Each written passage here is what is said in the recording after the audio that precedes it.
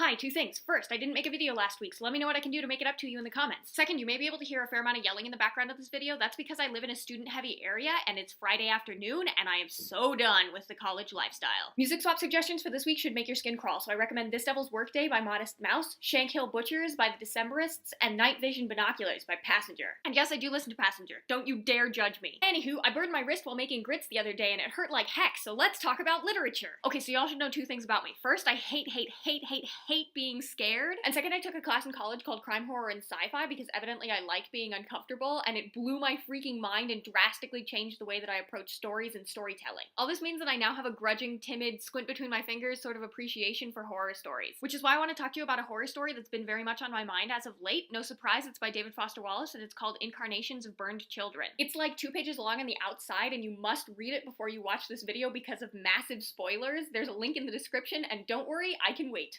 Okay, you done?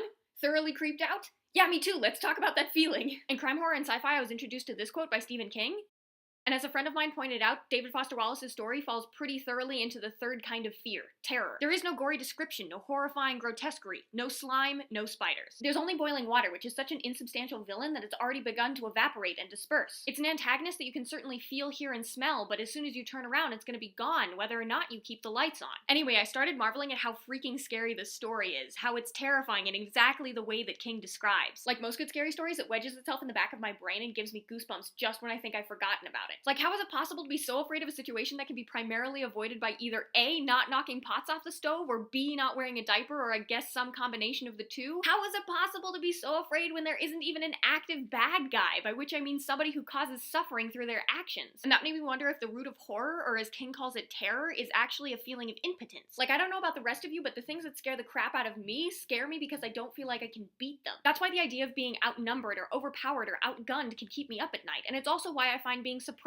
scary. Because if you can't prepare for what's about to attack you, or you're facing insurmountable odds, then you're lost before you begin. And maybe that's what makes Incarnations of Burned Children a horror story, because everything in it riffs on the idea that actions that seem to be purposeful can actually be useless. Think, for example, of the father in the story. He seems almost inhumanly capable. Like, he shows up on the scene, and before the door even shuts behind him, he's like, I know what to do! Then he ignores the pain and hysterics in front of him and does exactly what the Mayo Clinic would recommend you do if you ever found a kid drenched in boiling water screaming his head off. He picks his son up, plops him in the sink, and pours cold water over his body. Then when the mother starts getting too panicky because her son is still mysteriously screaming, the father sends her away to go get towels and gauze. Like, what the F does this guy do that requires him to know first aid so well? I mean, it's almost eerie how calm and composed he is. It feels dang near psychopathic. And yet, as you all know by the end of the story, all of that superhuman concentration and preparedness is all for naught. The door is never hung and the child ends up burnt. By the end of the story, the father's actions even begin to mock him. Like, can you imagine having baby talk to someone while their genitals were scalded? The father hasn't just failed to help his son, in a lot of ways he's added to his pain. I'm being sort of charitable when I call the father's actions futile. If I didn't find the father such a sympathetic character, I would call his actions, like, inadvertently sadistic. Side note, Katie here with the white coat. Can we just be in awe for 1 second of the masterful use of burns in this story? Burns are pretty singular in the fact that they don't require anybody to actually do the burning. Like, bruises and cuts can be inflicted by one person onto another person, or they can be a result of an accident, like somebody tripping and falling. But either way, they require action, they require movement, but burns can merely happen. The water in Incarnations doesn't intend to burn anyone, it just does, and we're even introduced to the story after the pot has fallen off the stove.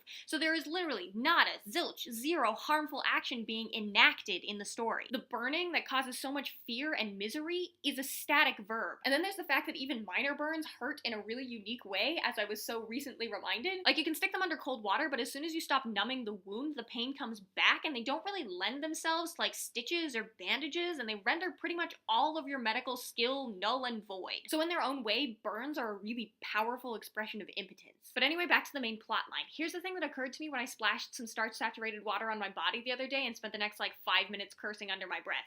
Admittedly, this has been one of the more painful realizations I've had recently. Anywho, I realized that there's only one child involved in Incarnations of Burned Children, so what the heck is up with the title? DFW did win a Genius Award and later went on to write a book on higher level mathematics, so I feel like it's safe to assume that he knew how to count to 2. So accidental plural or something else? Now this is the part where I get to ask you guys to hear me out, because I'm about to go pretentious literary critics on your butts, and I think that pretentiousness should always raise suspicion, so please hear me out. Okay, so my supposition is that DFW is implying that we are all burned children, that the reader makes the title plural, that there's some part of that burning, clawing pain inside of all of us, which is why that story twists our insides around so effectively. We are all crying screams as Regular's breath that have gone on so long they've effectively become a thing in the kitchen, read world, something else to move quickly around. We're not only the powerless but purposeful father inadvertently mocking his son with a sing-song voice, we're also the desperate, wordless son screaming loudly yet silently. You've heard the phrase living lives of quiet desperation. This story seems to imply that there is nothing quiet about that desperation. Maybe our anguish has just become a sort of background chatter, a kind of existential white noise for everyone, maybe even ourselves, to move around. So perhaps those of us who can barely sit through Sid's room in Toy Story are just particularly sensitive to our powerlessness in this world. But I'm not entirely sure how convinced I am by my own theory. Am I going nuts? Is this all pretentiousness, or does it jive with your experience of reality? Let me know. Good luck getting the image of tugging on that diaper out of your mind, and I'll see y'all next time.